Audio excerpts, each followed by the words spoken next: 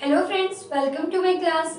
आज मैं आपके लिए लेके आई हूँ क्लास 12th के ऑर्गेनिक केमिस्ट्री का first chapter haloalkanes and haloarenes का एक इम्पोर्टेंट टॉपिक जो है isomerism in halo alkanes.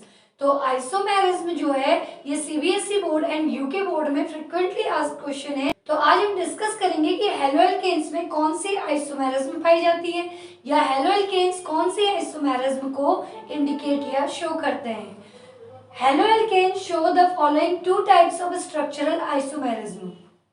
Halo alkanes जो है वो टू टाइप की स्ट्रक्चरल आइसोमेरिज्म को शो करते हैं।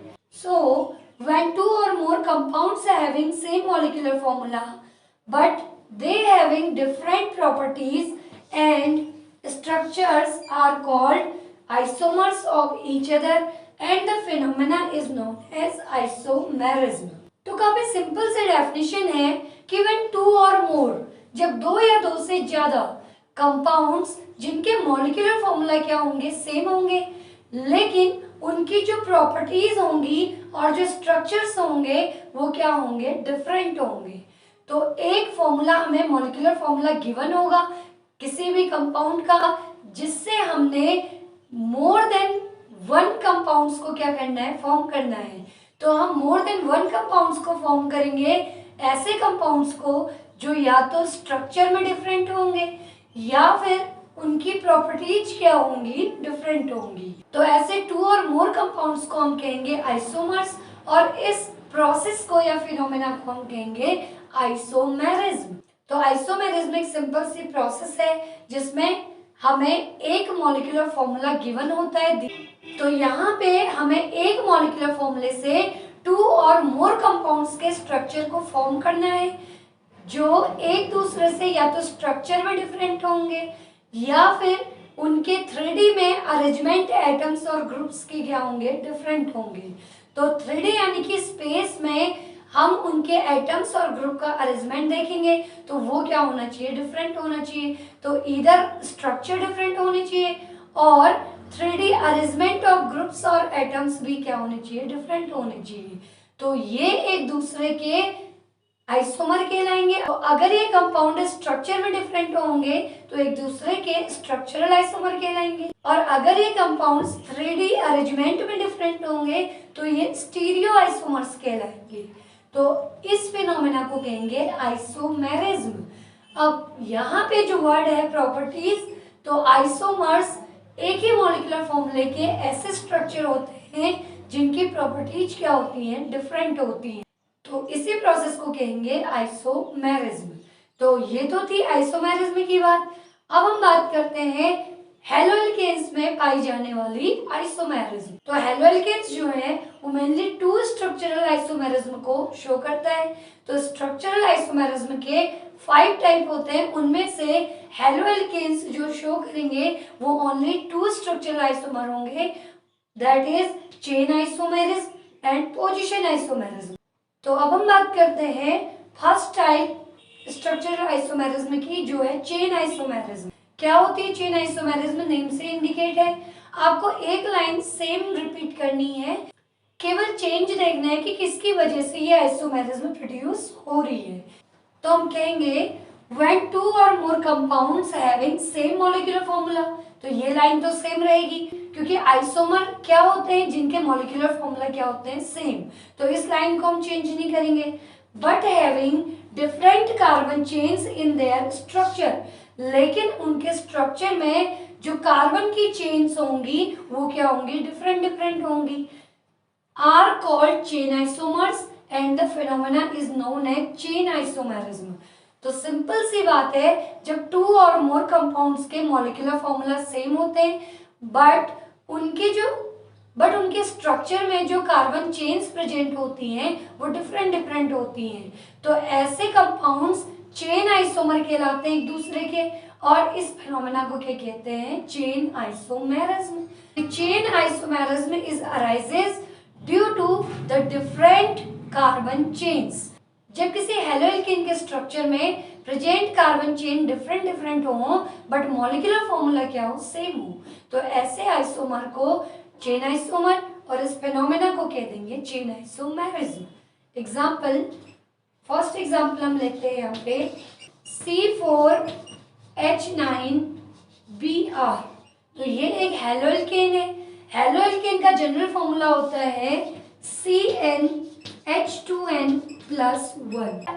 तो इन हेलोएल्केन्स का जो जनरल फॉर्मूला होता है वो है CnH2n+1x।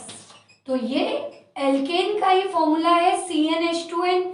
एल्केन में +2 होता है, तो एल्केन से जब हमने एक हाइड्रोजन को रिमूव करके हेलोजन एटम यहाँ पे अटैच किया, ऐड किया, तो सब्स्टिट्यूट करने पे हमें मिल गए haloalkanes. So X denotes halogen atom and N number of carbon,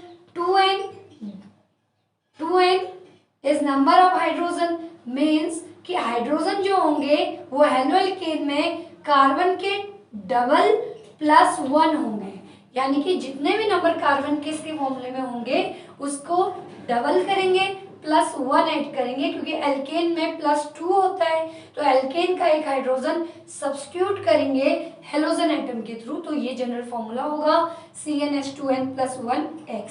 अब हम इसके चेन आइसोमर बनाएंगे, तो हम क्या करेंगे, सबसे पहले कार्बन के नंबर को देखेंगे। तो कार्बन यहाँ पे 4 है, तो 4 कार्बन को 1 2 3 4, तो इस तरीके से हम कार्बन को रिप्रेजेंट करेंगे एक चेन में।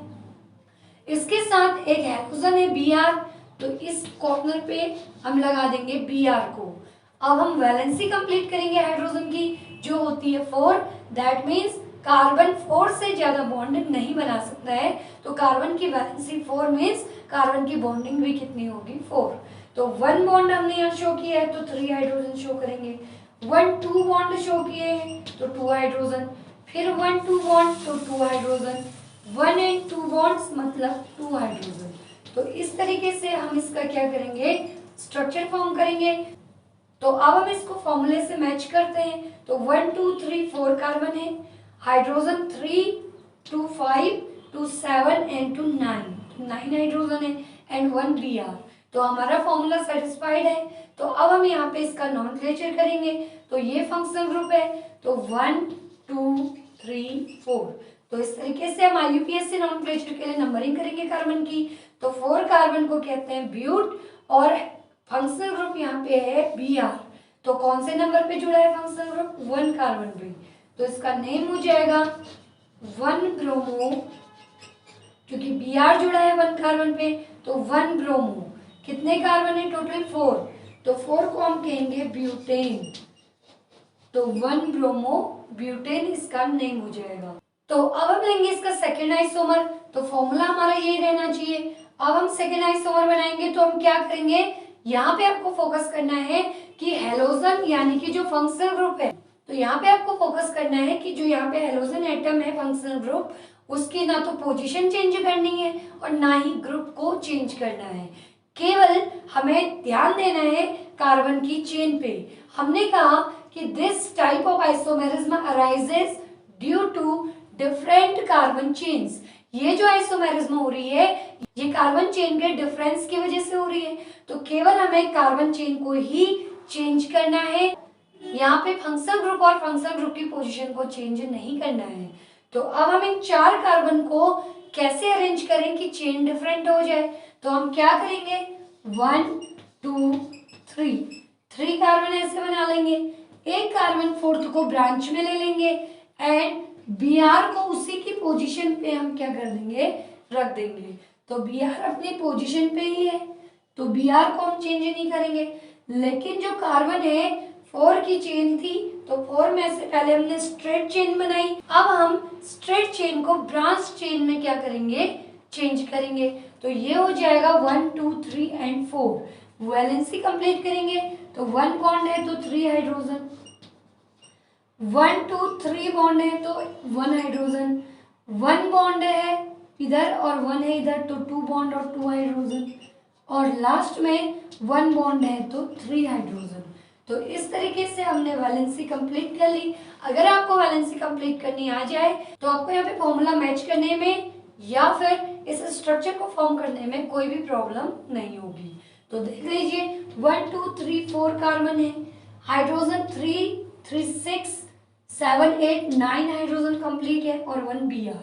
तो यहाँ पे इन दोनों का मॉलिक्यूलर फॉर्मूला सेम है बट स्ट्रक्चर्स क्या है, डिफरेंट है।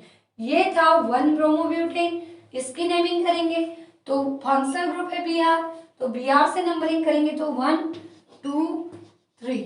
तो यहाँ पे ब्रांचिंग है मिथाइल और फंक्शनल ग्रुप है ब्रोमो, तो इसका नेम हो जाएगा 1 ब्रोमो। अल्फाबेटिकली हम यहाँ पे नेमिंग करेंगे तो 1 ब्रोमो, क्योंकि बी से स्टार्ट हो रहा है।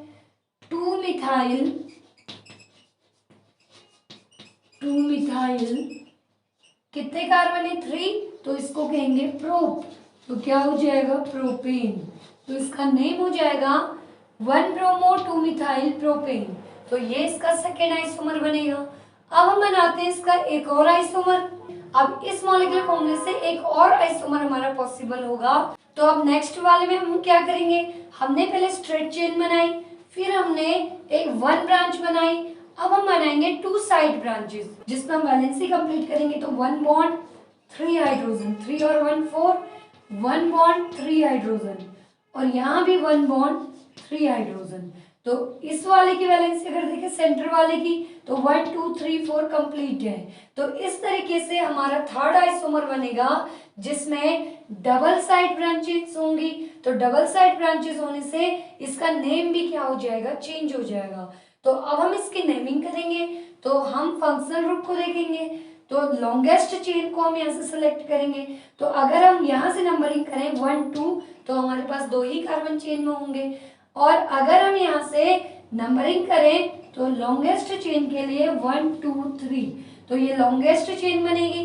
तो 2 पे हमारी एक ब्रांच मिथाइल हो जाएगी और एक हो जाएगा फंक्शनल ग्रुप Br।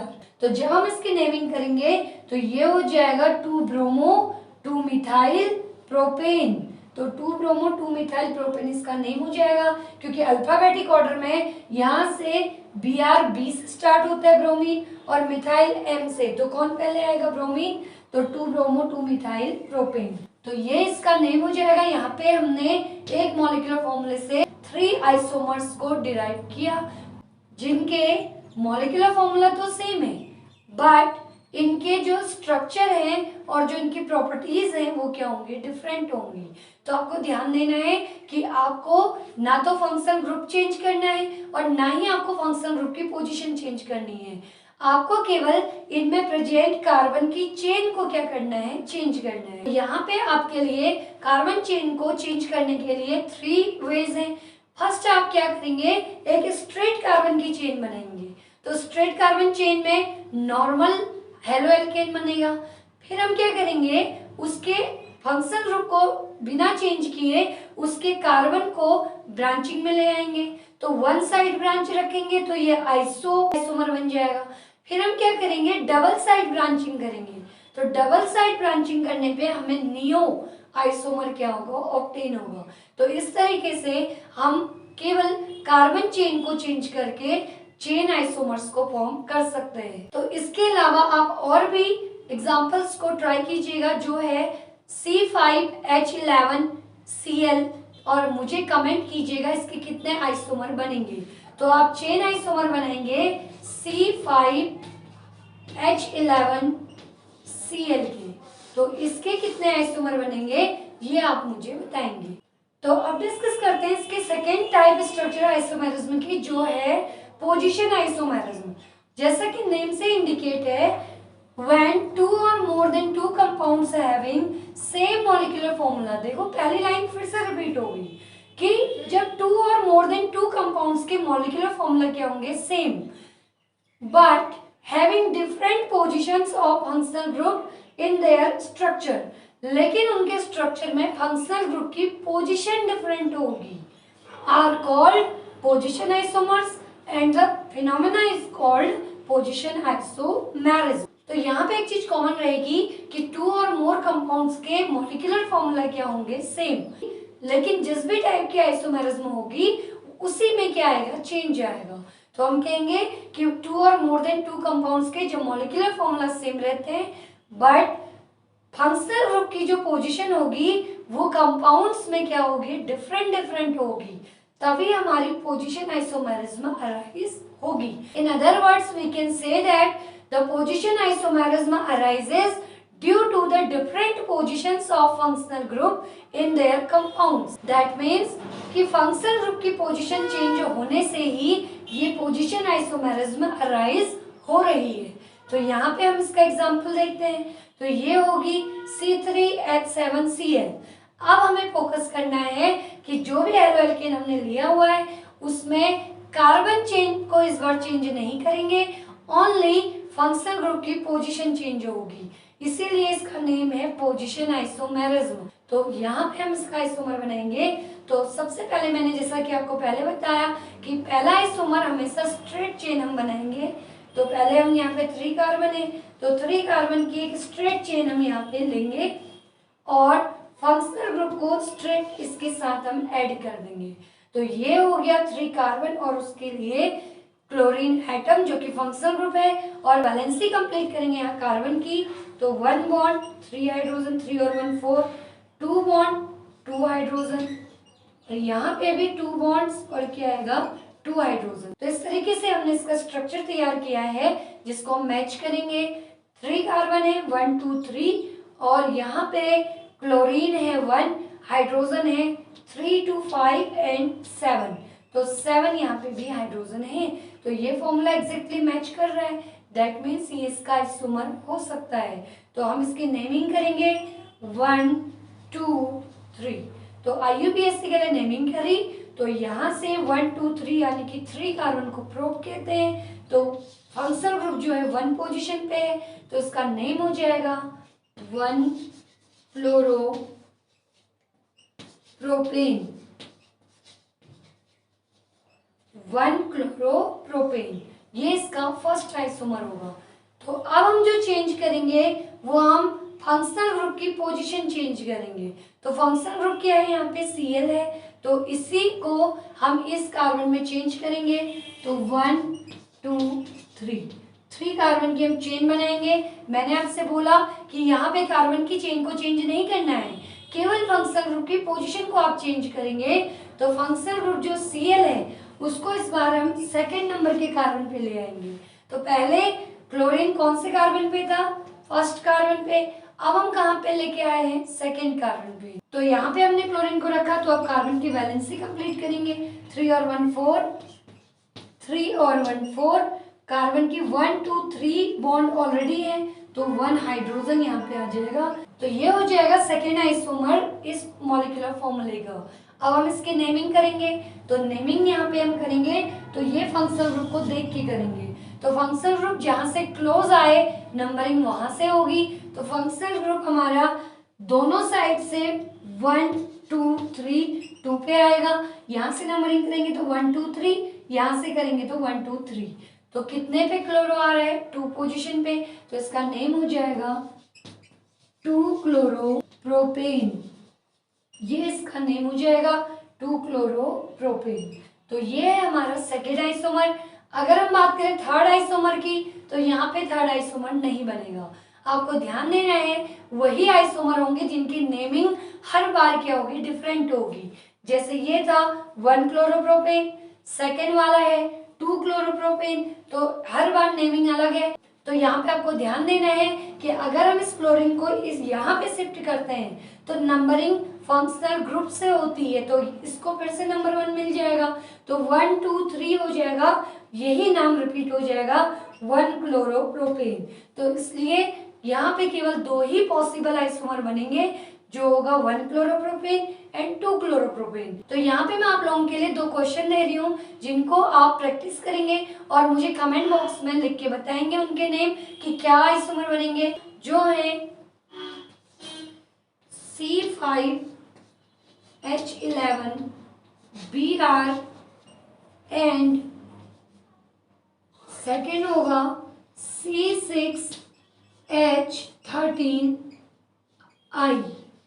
तो ये मैंने आपके लिए 2 क्वेश्चन लिए हैं, आप लोग इनको प्रैक्टिस करेंगे और इनके आइसोमर्स को मुझे कमेंट बॉक्स में बताएंगे। उनके IUPAC नेम बताइएगा कि कौन से आइसोमर आपके बन रहे हैं और कितने बन रहे हैं। तो उनके नंबर और नेम आपको मुझे कमेंट करके बताने हैं।